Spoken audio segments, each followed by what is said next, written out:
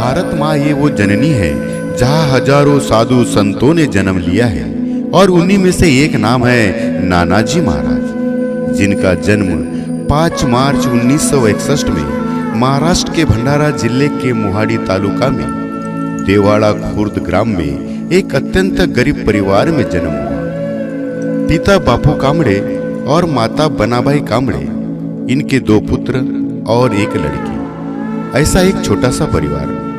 हालात और मजबूरी ने गरीबी का ऐसा सिकंजा कस दिया कि पिता बापू कामड़े शराब जैसे व्यसनों के आदी चले गए और इसी कारण अपनी सारी जमीन जायदाद बेच दी। और एक दिन ऐसा आ गया कि अपना शौक पूरा करने के लिए केवल 15 रुपए में अपने ही संतान को, यानी कि 6 से 7 साल के उस बालक को मुंडी कोटा गांव के ही एक भिखारी को भेज दिया। ये बात जब गांव के ही फुंडे नामक पटेल तक पहुंची, तब उन्होंने वही 15 रुपए लौटाकर नाना को घर वापस ले आए। ये बात जब नाना जी के पिताजी को रास नहीं आई और वो आग बबूला भी हो गए। और एक दिन उन्होंने मौका देखकर उस मासूम नाना को कुएं में डाल दिया। वो मासूम बालक 4 से 5 घंटे तक उस कुएं में मौत से लड़ता रहा, चिल्लाता रहा। तब गांव के कुछ लोगों ने देखा और उसे बाहर निकाला। तब उन्हें जिंदा सही सलामत देखकर सब अचंभित रह गए। तब उनकी उम्र 7 या 8 साल की थी। इतना करने पर उनके पिता रुके नहीं और एक दिन गांव के ही नजदीकी रेलवे पटरी पर उस मासूम नाना को रस्सी से बांध दिया ताकि रेलवे से कर जाए और फिर कभी ये घर वापस ना आए।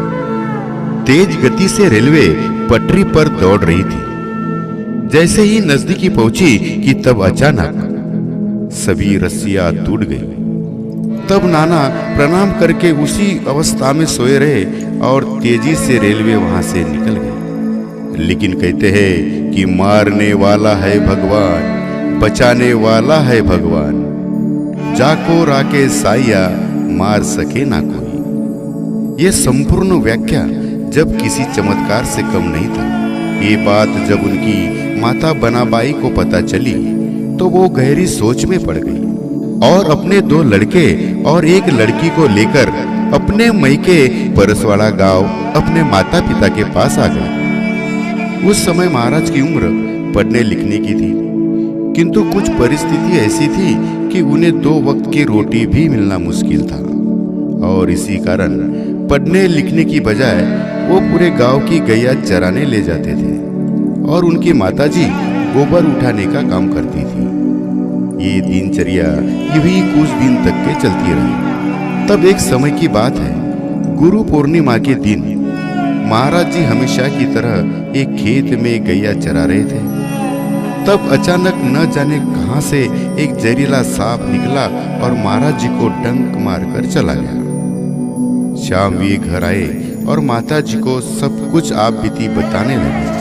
तब गांव वालों ने मिलकर नीम हकीम से उपचार करवाया, परंतु दवा का असर न होने के कारण महाराज जी का खाना पीना बंद हो गया और वे झाड़ की पत्तियां, वनस्पति, जड़ी बूटी खाने लगे और उसी दिन से अकेले अकेले भ्रमित से रहने लगे।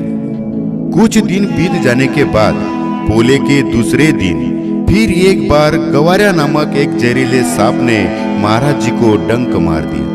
फिर गांव वालों ने मिलकर नीम हकीम, जड़ी बूटी सभी प्रकार का इलाज करवाया। फिर भी दवा का असर न होने के कारण महाराज जी की तबीयत कुछ ज्यादा ही भ्रमित सी रहने लगी और वे अकेले अकेले रहने लगे, मानो उनकी सूझबूझ खो गई हो। और उस अवस्था में 10 से 15 लोगों को वो संभल नहीं पाते थे।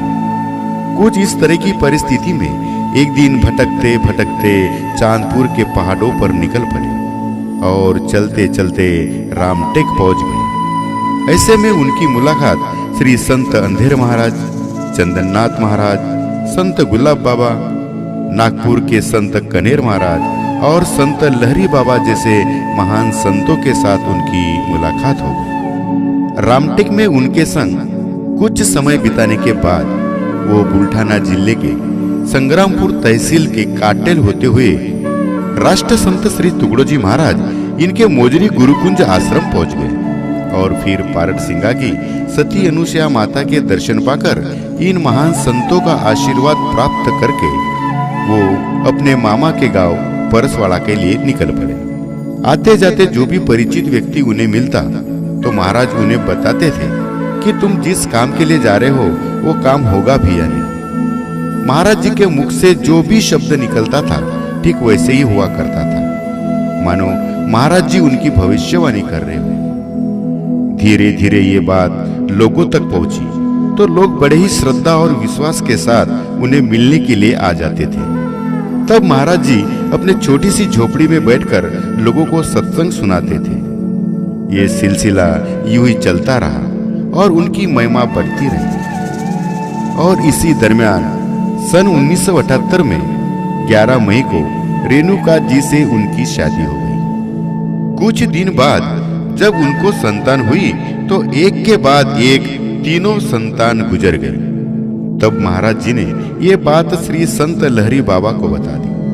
तब श्री संत लहरी बाबा ने उन्हें मकान बदलने की सलाह दी, लेकिन तब उस गांव में कोई भी व्यक्ति उन्हें मकान देने के लिए तैयार नहीं था। ऐसी परिस्थिति में श्री बाबूराव जी गायधनी गुरु जी उन्होंने अपने घर में रहने की जगह दी और वहां से फिर से महाराज जी ने अपना सत्संग वही शुरू कर दिया। कुछ दिन बाद उन्हें 3 संतान हुए, अजय, विजय और कन्हैया। इस तरह अपने छोटे से परिवार के साथ आनंद और प्यार से वो रहने लगे। तब लोगों का आना जाना काफी बढ़ गया था।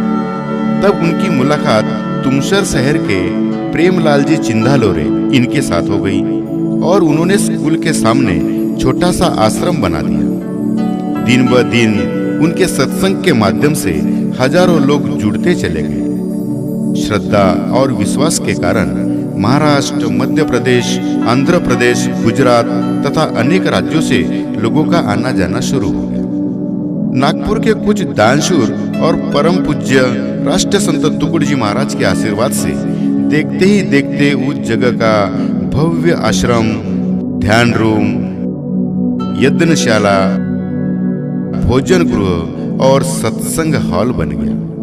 धीरे धीरे लोगों की तादाद और उनके भक्तों की तादाद बढ़ने लगी। ऐसा प्रतीत होता था कि कुछ विस्तार करना अभी अनिवार्य हो गया है। नानाजी महाराज हर दिन श्री राष्ट्र संत तुगड़ोजी महाराज की नियमित सामुदायिक प्रार्थना ध्यान करने से लोगों का कल्याण होगा ऐसा मानते हैं। ये उनका मानना भी है और ये उनका जानना भी है। कुछ तांत्रिक असुविधाएं दूर करने के लिए श्री गुरुदेव धाम मानव कल्याण सेवा में ट्रस्ट निर्माण किया गया।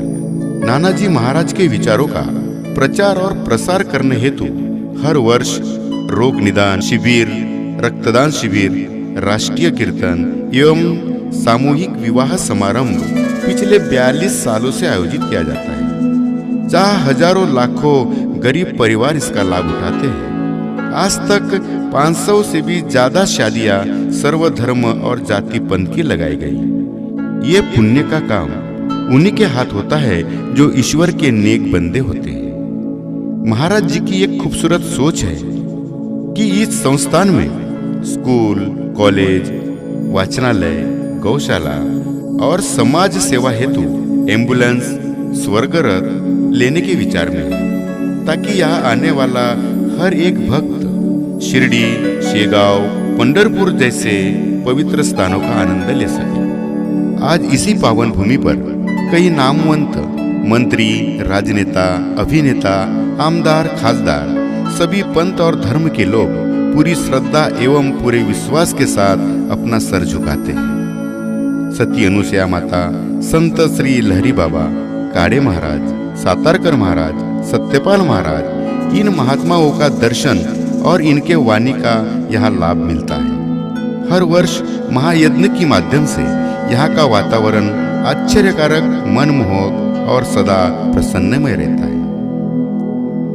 इस पावन भूमि पर आने से एक अलग ही आनंद की प्राप्ति होती है।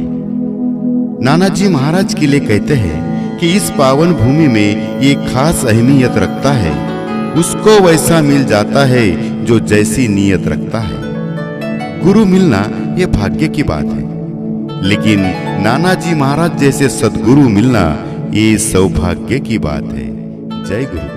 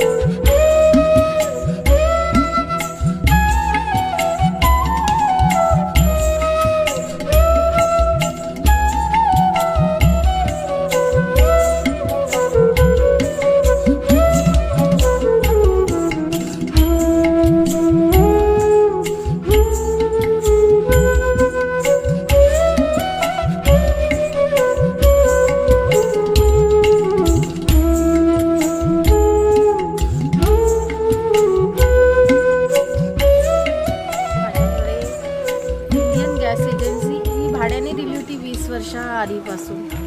तर त्यांनी घरावर ताबा करून टाकलेला होता. घर खाली करायला तयार नव्हते. सपोर्ट कोणाचा होता नाही.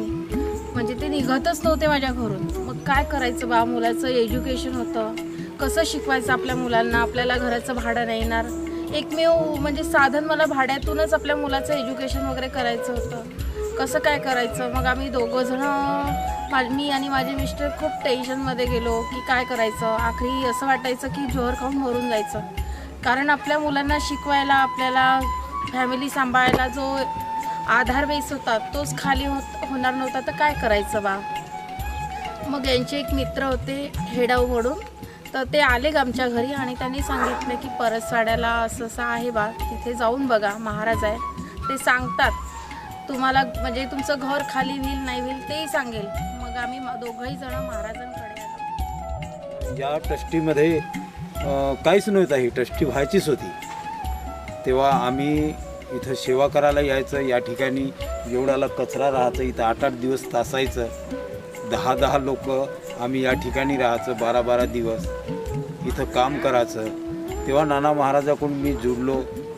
32 ते 35 वर्ष झालं नाना महाराजाशी जुडलेला. माझा मुलगा नाना महाराजाकडून चांगल्या पद्धतीनं नोकरीवर आहे. मला प्रसाद मिळली 35 वर्षामध्ये नाना महाराजाची. मी ऋणी आहो. ये सामने से अपने पैर पड़ते हैं और कोई क्रेडिट खुद नहीं लेते. सब क्रेडिट तुकडोजी महाराज की. हम तो उसके सेवक हैं.